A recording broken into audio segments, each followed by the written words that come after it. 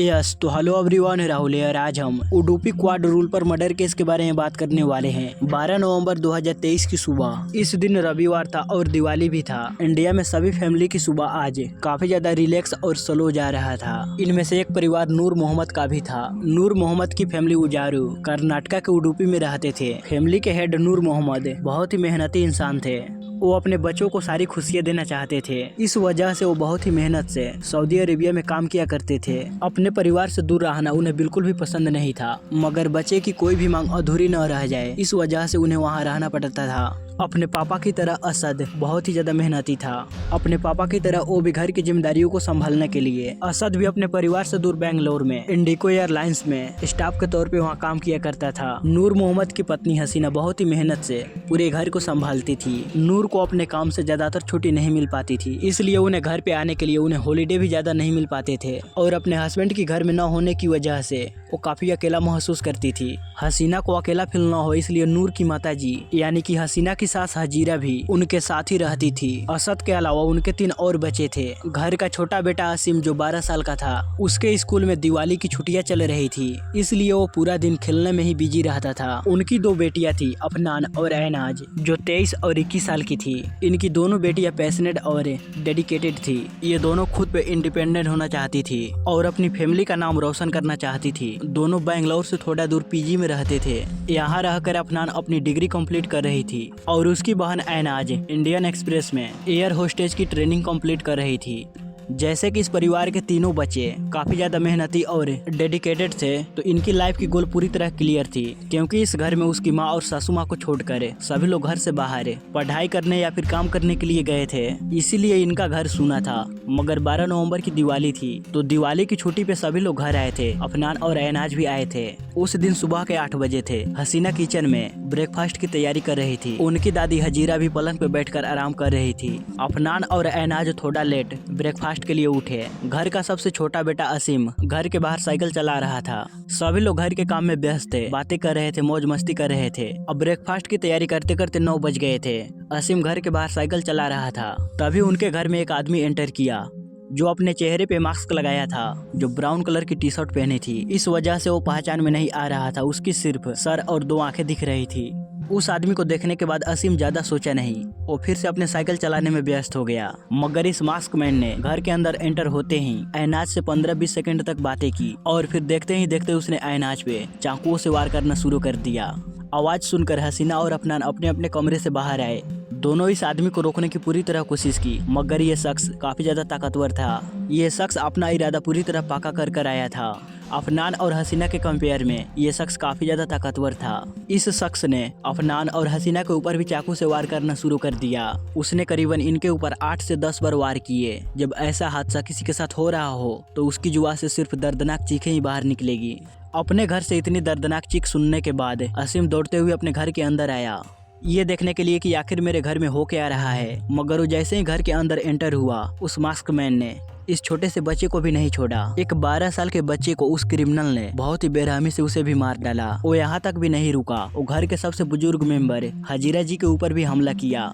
तो हजीरा जी यहाँ से बचकर भागने लगी और वो भागकर घर की बाथरूम में जाकर अपने आप को लॉक कर ली। हजीरा जी बाथरूम में लॉक थी, मगर भागने के दौरान वो शख्स हजीरा जी के ऊपर भी चाकू से एक बार वार कर दिया था, जिस वजह से उनकी ब्लीडिंग हो रही थी। वो बुजुर्ग हैं, अगर ज्यादा मात्रा में ब्लीडिंग हुई तो वहीं पे मर जाएगी। तो वो क्रिमिनल यही सोचकर हजीरा जी को बाथरूम में छोड़कर वो वापस से लिविंग रूम में आया। जिसे मारने के लिए वो आया था, उसे आखिरी बार देखना चाहता था। उसे आखिरी बार देखने के बाद जैसे ही वो घर से भागा, तो दरवाजे पे उसे एक औरत ने देख लिया। अब वो क्रिमिनल यही सोचने लगा कि अगर ये औरत पुलिस को मेरे बारे में कुछ भी बता दिया तो मेरे लिए ठीक नहीं होगा। तो उसने अब इस औरत को धमकाया कि अगर तूने पुलिस को मेरे या फिर यहाँ पे जो कुछ भी हुआ उस बारे में किसी को भी बताया, तो मैं तुझे ढूंढ कर खत्म कर दूंगा। इतना कहकर ये शख्स घर से बहुत दूर भाग गया। इस शख्स ने करीबन 15 से 20 मिनट के अंदर ही 4 जनों को मार डाला और वो यहाँ से भाग गया। 15 मिनट में ही एक हंसता खेलता परिवार पूरी तरह खत्म हो चुका था। आखिर ये शख्स कौन था और इस नूर मोहम्मद की फैमिली से क्या प्रॉब्लम थी? फैमिली में 4 मेंबर मारे गए थे, ऐनान, अफनान, असीम, हसीना। पुलिस जब क्राइम सीन पे आई तो उन्हें समझ नहीं आ रहा था कि हम कहां से शुरुआत करें, क्योंकि उनके सामने 4 लोगों की लाशें थी। ना ही क्रिमिनल के बारे में कुछ पता था और ना ही उसका मोटिव क्लियर था। एक सीधे साधे परिवार से, यहाँ तक कि एक 12 साल के बच्चे से किसी की क्या दुश्मनी हो सकती है जिसे उसकी जान लेनी पड़ी। पुलिस जब घर की तलाशी कर रही थी तो उन्हें बाथरूम लॉक मिला। उन्होंने बाथरूम की गेट खोलने की बहुत कोशिश की, मगर अंदर हजीरा जी काफी ज्यादा डरी हुई थी। पुलिस के बार बार कहने पर कि हम असली पुलिस वाले हैं, हम यहाँ पे आपकी मदद करने के लिए आए हैं, मगर इतना कहने पर भी हजीरा जी दरवाजा खोलने के लिए तैयार नहीं थी। आप यहाँ पे इमेजिन कर सकते हैं कि वो कितना ज्यादा डरी हुई होंगी कि वो किसी पे यकीन भी नहीं कर रही थी। ये क्राइम उनके सामने कितना ज्यादा दर्दनाक होगा कि वो बाथरूम का दरवाजा तक खोलने के लिए तैयार नहीं हो रही थी। मगर जैसे तैसे कर पुलिस वाले हजीरा जी को बाथरूम से बाहर निकाले और उन्हें सीधा हॉस्पिटल ले जाया गया। क्राइम सीन को देखने पर फिर भी वही सवाल था कि आखिर वो शख्स कौन था जिसकी इस परिवार से इतनी बड़ी दुश्मनी थी। पुलिस ने सबसे पहले घर के सामानों को अच्छे से जांच की। उन्हें लग रहा था कि शायद ये क्राइम चोरी के इरादे से किया गया होगा। ये क्राइम हुआ था सुबह के वक्त। घर के सभी सामान जैसे कि कैश, गहने, जेवर, हर कीमती चीज वैसे ही थी जैसे उन्हें रखा गया था। ना ही घर की कोई चीज गायब हुई थी। पुलिस वाले सोच रहे थे कि घर के अंदर सीसीटीवी कैमरा या फिर रिकॉर्डिंग कोई डिवाइस होगी, मगर वो लोग अच्छे से तलाशी लिए। यहाँ पे कोई भी सीसीटीवी कैमरा वगैरह कुछ भी नहीं था। अब इस मोहल्ले में कभी भी चोरी वगैरह कुछ भी नहीं हुआ था। तो पुलिस की गाड़ी को देखकर मोहल्ले के लोग इस क्राइम के बारे में बात करने लगे, जिस वजह से ये क्राइम उस मोहल्ले में नहीं, उडुपी में नहीं, बल्कि पूरे कर्नाटका में इस क्राइम की बात फैल चुकी थी। पुलिस इन चारों फैमिली मेंबर का बैकग्राउंड चेक कर ही रही थी ताकि हमें उस क्रिमिनल के बारे में कुछ लीड मिल सके। मगर तभी एक रिक्शे वाले आकर पुलिस को एक बहुत बड़ी लीड दी। शाम एक रिक्शे वाला था। वो रोज की तरह 12 नवंबर की सुबह भी वो सांथे काटे ऑटो स्टैंड पे सवारी का इंतजार कर रहा था,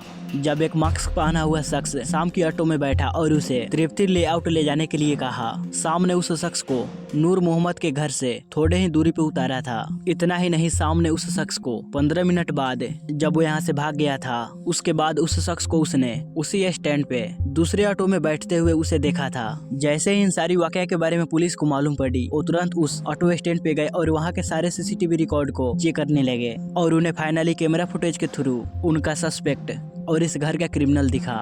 इस क्रिमिनल को देखने के बाद पुलिस वाले सब घर के मेंबर की बैकग्राउंड को भी अच्छे से जांच कर रहे थे। तो हसीना और अफनान का बैकग्राउंड चेक करने पर और उनकी फोन की अच्छे से जांच करने पर उन्हें कुछ भी सस्पिशियस नहीं मिला। मगर ऐनाज, जब उसके बैकग्राउंड को अच्छे से चेक किया गया और वो जहाँ काम करती थी वहाँ के कलीग से उसके बारे में पूछा गया और उसके फोन को अच्छे से चेक करने के बाद उन्हें एक शख्स के ऊपर शक हो गया था। और जब इस शख्स के बारे में मालूम किया गया तो मालूम पड़ा कि ये 12 नवंबर से ये शख्स काम पे आया ही नहीं। पुलिस उसके घर गई मगर वो वहाँ नहीं था। उसके फोन पे कॉल भी की मगर उसका फोन स्विच ऑफ आ रहा था। अब इस वजह से इस आदमी के लोकेशन के बारे में पता नहीं चल पा रहा था। मगर ये आखिर आदमी कौन था? परवीन अरुण चौकले, सांगली, जो महाराष्ट्र का रहने वाला था। परवीन फिजिकली बहुत ही ज्यादा स्ट्रॉन्ग था। 2007 में परवीन को पुणे पुलिस में नौकरी मिल गई थी। वो पुलिस ट्रेनिंग में हमेशा सबसे आगे रहने की कोशिश करता, मगर 3 महीने बाद ही उसने पुलिस की नौकरी छोड़ दी और वो अच्छी सैलरी के लिए उसने इंडियन एक्सप्रेस में एज अ क्रू नौकरी ज्वाइन कर ली। बेंगलुरु शिफ्ट होते ही जैसे मानो कि परवीन की किस्मत ही बदल गई हो। उसकी नौकरी अच्छी चल रही थी जिस वजह से उससे पैसे अच्छी मिल रही थी, साथ ही साथ उसकी सारी इच्छाएं भी पूरी हो रही थी। उसने अब सोचा कि मैं शादी कर लेता हूँ। शादी करने के बाद अपने लाइफ में सेटल हो गया। उसके 2 बच्चे भी हुए। उसने अपना पैसा इन्वेस्ट करने के लिए 2-3 फ्लैट भी खरीदा था। उसे 7-8 साल हो गए थे इंडियन एक्सप्रेस में नौकरी करते हुए। अब जो शख्स 8 साल से नौकरी कर रहा है, इसकी शादी हो गई है, इसके 2 बच्चे हैं, 2-4 फ्लैट खरीद कर रखा है। इसके पास पैसे की कोई कमी नहीं। बाहर से दिखने में तो सब कुछ ठीक ठाक लग रहा है, मगर परवीन को एक बीमारी थी और ये बीमारी हर शख्स के अंदर होता है और इसकी बीमारी शक की थी। परवीन को किसी भी आदमी पे भरोसा नहीं होता था। अगर उसे कोई आदमी पसंद आ जाता तो उसके लिए कुछ भी कर गुजरने के लिए तैयार हो जाता। परवीन इतना ज्यादा शक्की था कि वो अपनी बीवी के ऊपर भी विश्वास या भरोसा नहीं करता था। वो अपनी बीवी को कहीं जाने नहीं देता था। वो किसी से बात करने नहीं देता था। वो उसे अकेले बाजार सब्जी लेने तक जाने नहीं देता। अगर ऐसी कोई इमरजेंसी हो जाती कि उसे अकेले बाहर जाना पड़ता था तो परवीन हमेशा अपनी बीवी के ऊपर शक करता। अगर उसकी पत्नी से घर में छोटी सी भी गलती हो जाती तो उसे बहुत ही बेरहमी से मारता था। बंद दरवाजे के पीछे परवीन की सच्चाई ये थी, मगर लोगों के सामने उसकी इमेज बहुत ही ज्यादा बढ़िया थी। परवीन इंडियन एक्सप्रेस में काम कर रहा था और जब अचानक से ऐनाज ने वहाँ पे ज्वाइन किया एयर होस्टेज के तौर पे, तो परवीन को ऐनाज एकदम से पसंद आ गई थी। वैसे तो परवीन ऐनाज का सीनियर था, मगर वो अनाज की मदद करने में कभी भी पीछा नहीं हटता, चाहे वो ऑफिस का काम हो या फिर कोई बाहर का काम हो। उसने अनाज की मदद की थी बेंगलुरु में एक फ्लैट को ढूंढने में, जहाँ अनाज अपनी बहन अफनान के साथ रहती थी।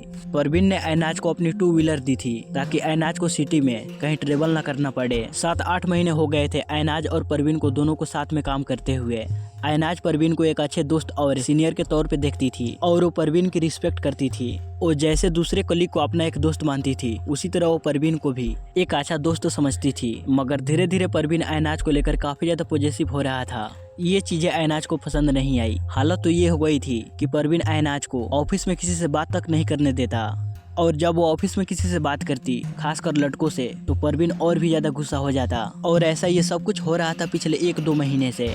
गाइज, अगर आप कहीं पे काम कर रहे हो, खासकर लड़कियां, आपका दोस्त, आपका मेंटर, आपका सीनियर आपकी उम्र से 20 साल बड़ा हो, वो आपके करीब आने की कोशिश करे, वो आपके हर एक्शन को कंट्रोल करने की कोशिश करे, आप किससे बात करते हो, आप किसे देखकर स्माइल करते हो, आप कहाँ जाते हो, अगर ऐसा आपके साथ आपका दोस्त भी करेगा तो आपको थोड़ा अजीब ही लगेगा। लेकिन ये दोनों एक ही जगह पे एक ही एयरलाइन में काम करते थे, तो ये इम्पॉसिबल है एक दूसरे को इग्नोर करना। तो अब उस आदमी को अवॉइड करना शुरू कर देना, जो कि होगा उससे बात ना करना, उससे देखकर हाय हेलो ना बोलना, उसका नंबर ब्लॉक करना। और यही सेम चीज अनाज ने करी। उसने पहले परवीन का नंबर ब्लॉक किया। उसे लगा कि शायद अब परवीन मुझे परेशान नहीं करेगा, अब शायद परवीन को समझ आ जाएगा कि अनाज को परवीन के साथ कंफर्टेबल नहीं लगता। अब इन सारी वाकया से परवीन को शायद समझ आ जाएगा। मगर अनाज को ये नहीं मालूम था कि अगर वो ऐसा करेगी तो अपनी जान खो बैठेगी। जब परवीन को मालूम पड़ा कि अनाज ने मेरे फोन नंबर को ब्लॉक कर दिया है, वो मुझे पसंद नहीं करती, तो इसे परवीन का दिमाग खराब हो गया। जिस अनाज से वो इतना ज्यादा प्यार करता था, वो इसके लिए पॉजेसिव था। अब परवीन को अनाज से नफरत होने लगी थी। वो उसे बदला लेना चाहता था। उसे अनाज का घर मालूम था और उसे ये भी मालूम था कि अनाज दिवाली की छुट्टी में वो अपने घर जरूर जाएगी। तो वो 12 नवंबर को पूरी प्लानिंग के साथ अपने घर से निकला और वो प्लानिंग कर चुका था कि कैसे मैं क्राइम करूंगा जिसे पुलिस से नहीं पकड़ा जाऊंगा। घर से किचन की चाकू ली और एक्स्ट्रा कपड़े भी लिए। वो अपने गाड़ी में बैठकर अनाज की घर की तरफ निकल गया। क्वींस रोड के आने वाले पहले टोल बूथ से थोड़ा दूर अपनी गाड़ी खड़ा की। टोल बूथ के पास से एक बाइक वाले से थोड़ी लिफ्ट ली ऑटो स्टैंड तक पहुँचने के लिए, और फिर ऑटो स्टैंड से वो शाम की ऑटो में बैठकर तिरुपति लेआउट पहुँचा। आप लोग सोच रहे होंगे कि परवीन को अनाज की घर की एड्रेस कहां से मिला। परवीन ने स्नैपचैट की लोकेशन फीचर से अनाज की घर का एड्रेस निकाला। उस ऐप का एक फीचर जिसके बारे में हम इतना ध्यान नहीं देते हैं, परवीन ने उस फीचर का गलत इस्तेमाल किया। उसने वहां से ही अनाज की लोकेशन ट्रैक की। तिरुपति लेआउट पहुंचने के बाद उसने घर के गेट से ही एंटर किया। वो वसीम के पास से ही गुजरा। जैसे ही परवीन घर के अंदर आया और अनाज को देखा, उसने पहले उससे पूछा कि आखिर तुमने क्यों मेरे फोन नंबर को ब्लॉक किया।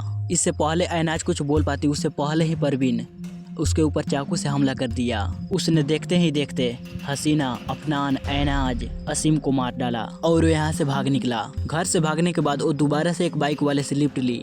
वहाँ से वो ऑटो रिक्शा स्टैंड तक पहुँचा, जिसके बाद वो ऑटो रिक्शा स्टैंड से अपने गाड़ी के पास गया।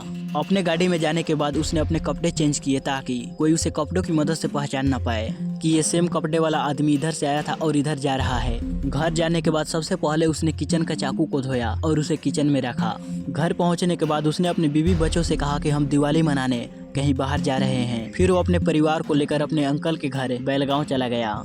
उसने अपना फोन बंद कर रखा था। पुलिस उसके फोन का इंतजार कर रही थी ऑन होने का। जैसे ही 14 नवंबर को परवीन ने अपना फोन ऑन किया तो पुलिस उसे तुरंत पकड़ ली। पकड़े जाने के बाद परवीन डर में आकर अपना क्राइम कबूल किया। पुलिस को परवीन के ही घर से वो चाकू भी मिला और खून भरी वो कपड़े भी मिले जो उसने क्राइम के वक्त पहना था, और कपड़ों के ही बगल में उसने उस मास्क को रखा था। पुलिस के पास सारे सबूत है। दिसंबर 5 तारीख तक परवीन पुलिस कस्टडी में ही रहने वाला है, जिसके बाद ऑब्वियसली उसे कड़ी से कड़ी सजा मिलेगी।